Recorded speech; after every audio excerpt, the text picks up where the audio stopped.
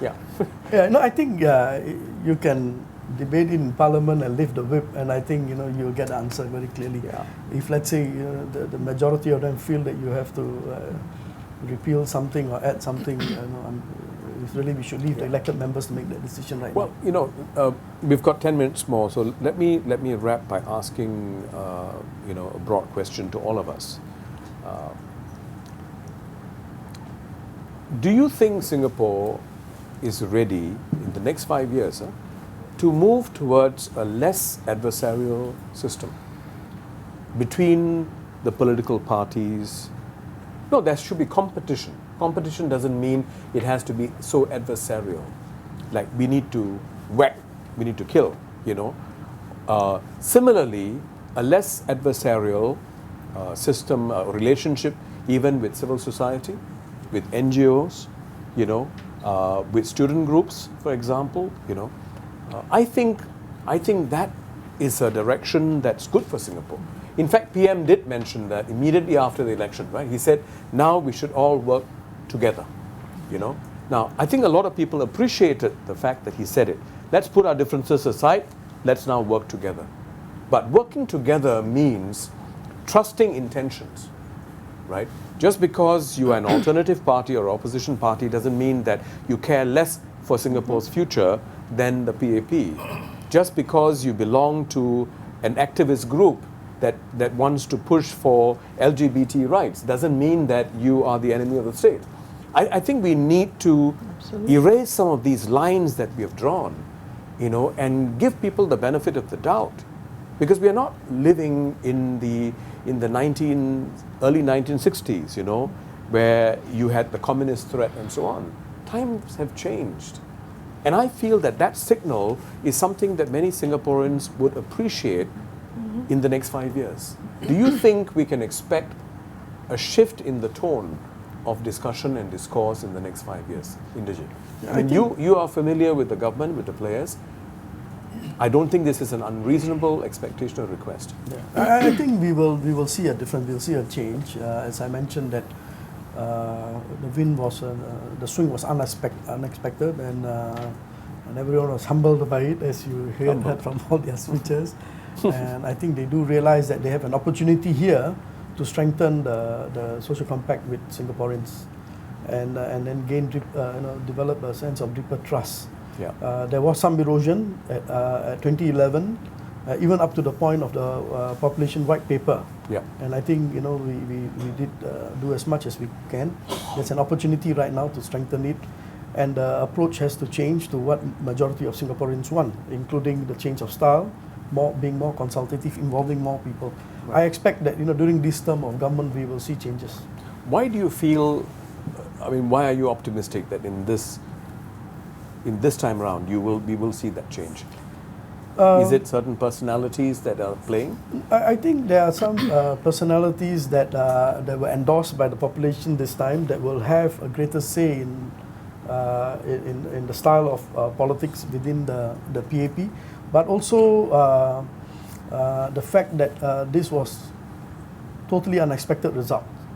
The swing was totally unexpected, and they're not going to take it for granted. And the next round, I don't think so. The PAP want to see a 10% swing downwards. We may see a slide, but that slide could be 3-4%. Yeah. So I think we want to maintain that, and to achieve that slide of just 2 to 4%, let's say the next round, and not a 10%, you have to change your style. If we had put the special circumstances of the swing, put that aside, I don't think so we would have seen such a great result. We may have seen a slide compared to 2011. So I think there's a greater realization among the PAP leadership that this has happened, and they want to strengthen their position and build a stronger relationship with the people. Right. Yes. I'd just like to touch on the issue of diversity. I think. Is it on?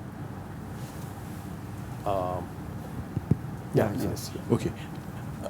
Let's be clear. I think we don't want diversity because it's a nice thing to have, and because Singaporeans need.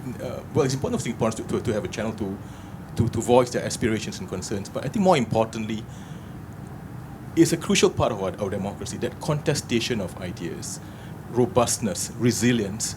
That's why we need diversity. Fully agree with you, Vishwa, that we should move towards a less adversarial system, a less contentious approach towards issues. In order to achieve that, I think it's important to have a level playing field. I think the last election showed that the PAP can win an election anyway.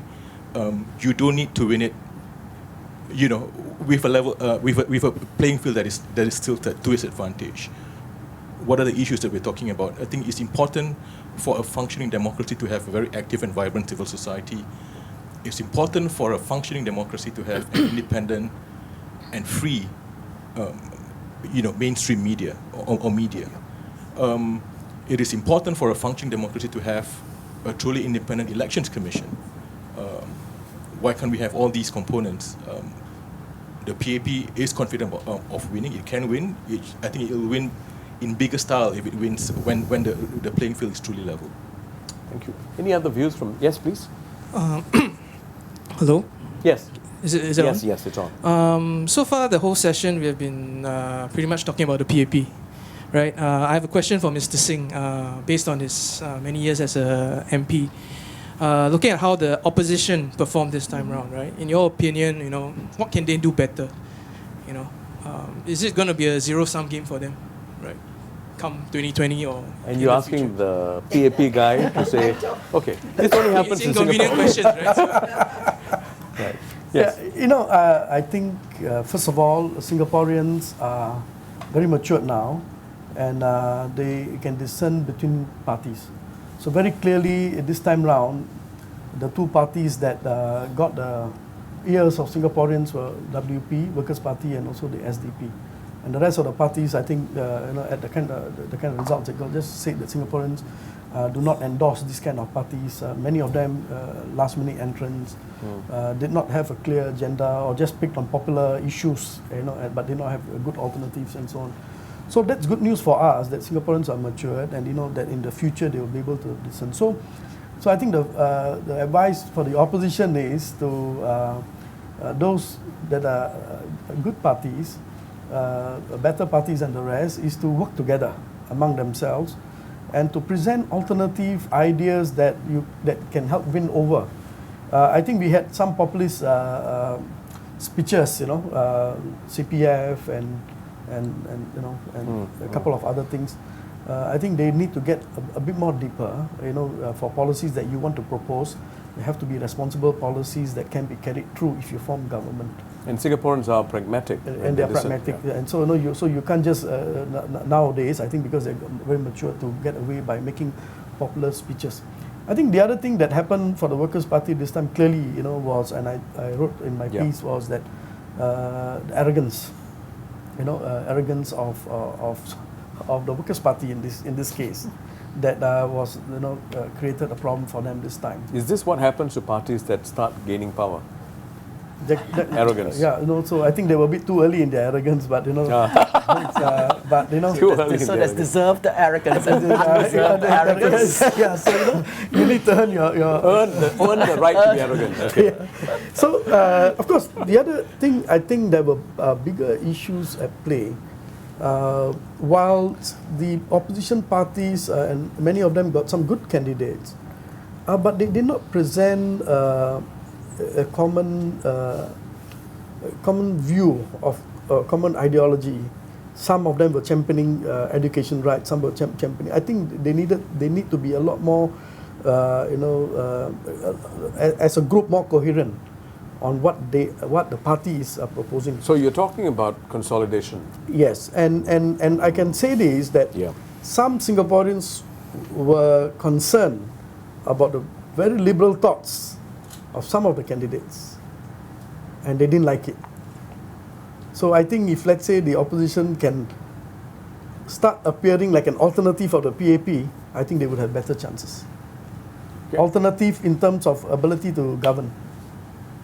Well, to extend his point about creating a level playing field, I'm a strong believer of creating a level playing field. And I feel that if we want to see change in politics in Singapore, we need to remove this fundamental blockage, which is the lack of press freedom in Singapore and freedom of information. And so this question is going to be directed towards Mr. Singh. My question is... There are three other panelists here. But other panelists as well. I will He's the welcome... only PAP member, Right. I think. But Margie Thomas will answer as Right. well, because Okay. it's about the press freedom. Right. Okay. So my question is the ruling party going to depoliticize the media to encourage more discussion on ground and between political parties as well in the next general election, or will this depoliticization of the media remain a pipe dream in the next general election? By media, you're talking about mainstream media. Mainstream media. Because IQ is not politicized. Right. Right. Mainstream. But I'm surprised that people still think that way. In 2011, it was a mainstream media that caused us Arjunit when they had the headline titled 84-0. You know, and this time round, if you look at the mainstream media, I think the opposition candidates had equally good coverage as compared to the PAP candidates. I do not agree. Let's I don't ask. agree with that. Okay, Margie, stop grinning and talk. Well, I can't really answer that because I would totally like to see a depoliticization of the media. But I don't think any of us here has any control over that. I think it's in line with the depoliticization of many things in Singapore. Civil society, I mean, when you get an organization registered, you have to swear that you won't dabble in politics. Various websites and organizations get slapped with, being a political association, and therefore this limits their flexibility. But can I Yeah, just take on this whole broader quick one, question huh? We have to wrap up. about moving away from this. You use the word adversarial. I prefer the word punitive. Okay. The very punitive culture that we have created. And your question is, will we see this in the next 5 years? And my simple, short answer, but I will elaborate, is no, we won't. Why? Because I think the existing system suits a lot of people in power, especially when we have policymakers and ministers who, because they've come up by a very bureaucratic and military route, have never gained that self-confidence that they can stand on a rostrum and persuade people. And until they have that self-confidence, then they will always be very afraid of hearing dissenting opinion because they don't know how to give you a decent answer or how to persuade you otherwise. So because of that, they will tend to rely on the present system where they basically control the questions that come out from the crowd to make life easier for them. And that's not just at the ministerial level, at the civil servant level as well, who have imbibed the same ethos, which is why they're so keen on controlling information, they're so keen on controlling the tone of your questions, the tenor of your questions, and so keen on controlling this kind of society, what it can do and what it can ask, and what that newspaper can write about. So I think it serves them too much for us to be too hopeful about change. Okay. Yeah. But I would say that if we continue this trend of politicizing the media and other institutions in Singapore, it's going to serve as a double-edged sword for the government as well. So, is it not the right time to start depoliticizing? I think the answer is yes. I think there's nobody here who would disagree that yeah. Nobody would disagree that that's the direction that we should take. But how easy is it to do it when you're so used to a particular style over time? But I think we can hope and we should continue to hope for that, right? Sorry? What? Oh, your mic died. Okay. All right. So we didn't get his question. All right. Never mind. I think we'll have to wrap at this point in time. We've had some really interesting comments and points raised, but I'd like to ask all the four panelists to make a one-sentence comment. One sentence. All right. What is that one change that you would like to see that is practical? That is practical. Let's start with the economist. You are the most practical amongst us. Can I drop the practical part of the question? All right. Yeah. Because the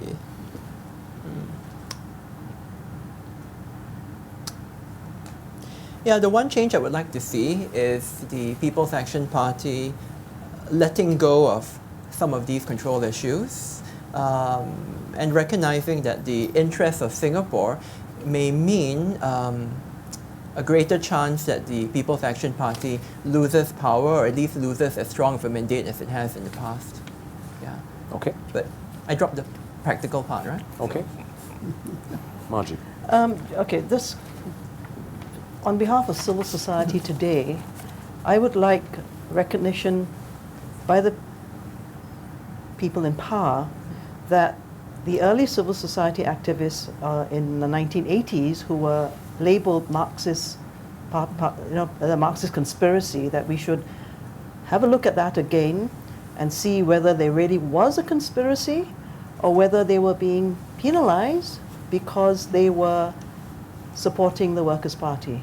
So your larger point is that there needs to be closure There on needs some to be of these closure. issues of the past, right? So that we can move on together. And Thank you, Alex. In providing that closure, it actually provides a new opening. Exactly. That's why that's really important. But I would say this, and I'm going to do the practical one. I would say we need to move aggressively to open data, which is the whole idea that the state should not monopolize and gatekeep all the information that they collect around. They should share that in unprocessed form, Excel sheets and so forth, so that civil society, independent academics and independent parties can look at that data, reanalyze it in a different way, and thereby gain new insights which they can then contribute back to policy making. For all you know, somebody some out there will see some pattern that no one else in government has noticed before and come up with a new ideas or to spot an emerging problem and say something well in advance, and that improves the overall governing. So the first step is open data. Okay, thank you. I think what will be useful is more bottoms up in the process of policy making, bottoms up approach in policy making. Today, up to now, we have had too much of top-down driven and driven by civil servants, not necessarily by ministers. And I used this term in my speech that I gave at the party conference in 2011, that more political judgment in policy making. I feel that the reason why we got into trouble in 2011 was because we lacked that. Many of the policies initiated through in civil service, and many of them were not practical and did not really understand the real issues on the ground. So we need to reverse this process a bit, including bills going to select committees involving wider group of people. So policy making process needs to change. I had suggested one in one of the interviews that I did, was that the GPC system actually could be revamped to include everyone, not just the PAP MPs and also experts. And every policy actually could be reviewed by a GPC before it actually comes to Parliament. And I think so if we can do that, then there will be more bottoms-up input in policy formulation. Thank you, and this has been a rich discussion. The intention is not to arrive at consensus. The intention is also not to arrive at solutions that are going to be practicable. Sometimes we need to reach for the stars, so that we can actually hit the mountain, And I think some of these ideas that came out today, they may sound like blue sky ideas, but these ideas are based on ideals. That's the foundation of what we as a society want collectively. And disagreeing is part of that process. Right? As Indrajit said, I think that the PAP has been given a clear mandate, what the PM asked for. But it's a double-edged thing. And I think it's our hope that the PAP acknowledges that this is double-edged. If the PAP government, and with this new cabinet, which sounds promising, does what is right by the people who gave the mandate, and really there are two sides, two groups. One, the bread and butter issues, the vast majority of people, right? The infrastructure issues, land transport, safety, security, all these things are important. But the government should also not forget another very important stakeholder group, which is the intelligentsia or people who are interested in ideals, you know, the 2080 rule, it's important. Because otherwise, you're going to lose their support, you're going to lose their involvement and engagement. And it's my appeal to the government, don't just look at the silent majority, so to speak. Vocal minority. And the vocal minority is just as important. But I think that the solution is not to look at people who disagree with you as enemies of the state. Absolutely. To give the benefit of doubt to Singaporeans who stand up and want to have their say because they believe in our country and they want to say it in their own way, perhaps the Amos Yee way. I don't know. There may be more people, more kids, more adults who speak in a certain way. Let's focus on where they're coming from, what they're trying to achieve, what they're trying to say, instead of the language or the body language that they use. This is an appeal. I think it's important. The climate of fear has to move away from here for real engagement to happen. So the next 5 years is crucial for the PAP and I would say for Singapore. And we hope that the PAP would become a stronger, better government that listens to people and not just hears. You know, and if they don't, I think it's very clear that there will be a significant swing the other way, which is not good for anyone, I think.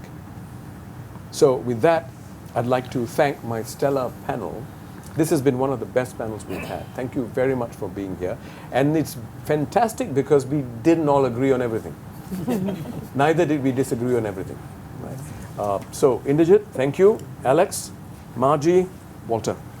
And I'm sure you'd agree with me that we should give a big hand to the audience. Thank you. Some of you didn't say much. Some of you didn't say anything, okay. right? But it doesn't matter. Not everybody needs to say. Sometimes just sitting in and listening is engagement, right? So don't feel guilty. We'll still call you the next time. Right? So, and for our viewers watching us live on iq.sg, do keep your inconvenient questions coming. They inconvenience us, but we are defined that way. Be it politics, be it public policy or pop culture. We at IQ believe it is about speaking your truth candidly while being open-minded enough to listen to contrary perspectives. Share your views, log on to our website, iq.sg, and follow us on Facebook and Twitter. You're watching GE Debate IQ live only on iq.sg.